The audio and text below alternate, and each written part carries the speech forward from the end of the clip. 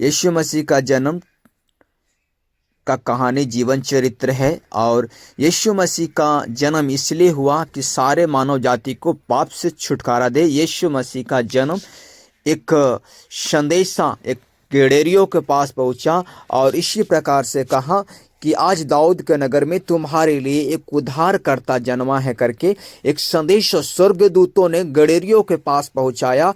और गडेरियों ने इस बात को संदेशा को मान करके वो यीशु मसीह को खोजने के लिए चल पड़ा। और हम देखते हैं कि यीशु मसीह का जन्म एक गौशाला में हुआ, क्योंकि इसलिए हुआ गौशाला में क्योंकि वो यात्रा कर रहे थे और यात्रा के समय में नामकरण के समय में उसकी अचानक पेट में दर्द उपटी और वो एक गौशाले में अपने विश्राम करके और यीशु मसीह का जन्म को उस स्थान में दिया। हम आगे देखते हैं। हम देखते हैं कि मुक्तिदाता यूहन्ना जो प्रचार करने वाला था, जो सीधे मार्ग बनाने वाला था, वो यीशु मसीह से पहले आया और वो पाप से मन फिराव का बपतिस्मा देने के लिए वो आया। और हम इस बातों को देखते हैं, लोगों को देखते हैं कि लोगों ने पाप से मन फिरा करके और मुक्तिदाता का सुसमाचार को सुन करके और परमेश्वर का वचन को मान करके यूहन्ना का प्रचार को सुन करके वो पाप से मन फिराव का बपतिस्मा लेने लगा और यूहन्ना बपतिस्मा दे रहा था। हम देखते हैं कि एक एक करके उस गांव के लोग, उस शहर के लोग, शहर लोग पाप से मन फिरा रहे थे और यीशु मसीह फिर उस जगह पर यूहन्ना से बपतिस्मा लेने के लिए पहुंचा। इसलिए यीशु मसीह बपतिस्मा को लिया ताकि वो उस कार्य को जो परमेश्वर ने आज्ञा दिया था उस कार्य को पूरा कर सके। हम देखते हैं कि यीशु मसीह जन्म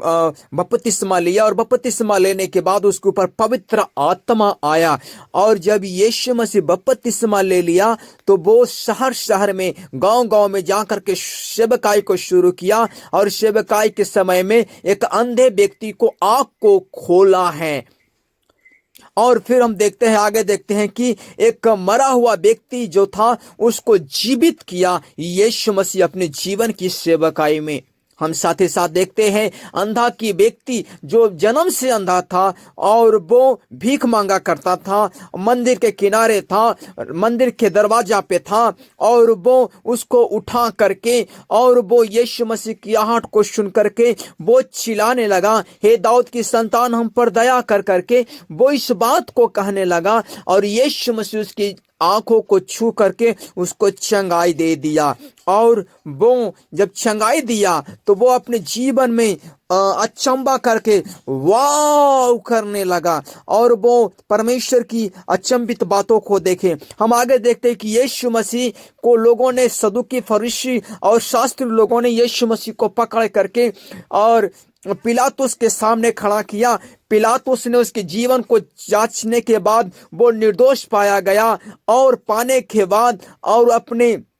सहकर्मियों को कहा कि इसको 39 कोड़ा लगाने की हम फरमान जारी करते हैं और उसको 39 कोड़ा लगाने के बाद उसको छोड़ने का विचार करने लगा। लेकिन तो भी लोगों ने चिल्लाते रहा, इसको क्रूस की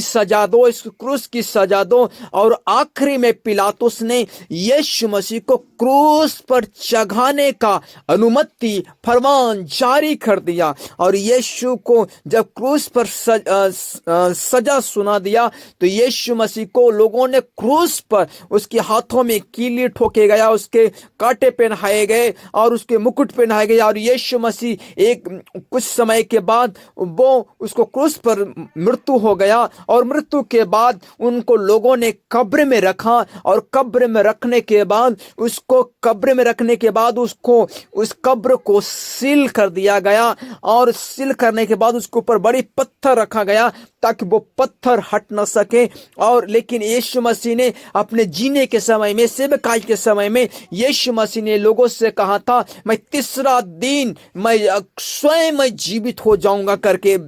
यीशु मसीह ने भविष्यवाणी किया। और यीशु मसीह तीसरा दिन उस बातों को पूरा करने के लिए वो तीसरा दिन यीशु मसीह जी उठा और